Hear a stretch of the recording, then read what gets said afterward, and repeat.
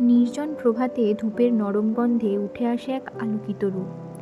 গজানন বা গণপতি বা কারোর কাছে বিনায়ক, জ্ঞান আর প্রজ্ঞার দেবতা, যার মুখে হাতির শান্ত হাসি, চোখে স্নিগ্ধ করুণা, চার হাতে ধরা প্রতীক, অঙ্কুশে নিয়ন্ত্রণ, পাশে মুক্তি, মিষ্টি মোদকে জীবনের মাধুর্য, আর আশীর্বাদের করতলে অনন্ত শান্তি।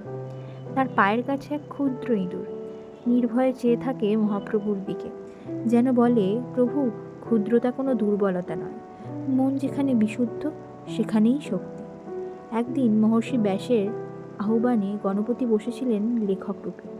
যখন কলম থেমে গেল, তিনি নিজের এক দন্ত ভেঙে লিখলেন মহাভারতের সেই অমর কাব্য।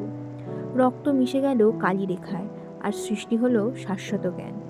তিনি শেখালেন, ত্যাগেও আছে সৌন্দর্য, বুদ্ধিতেই আছে বল, আর ভক্তিতেই আছে মুক্তি।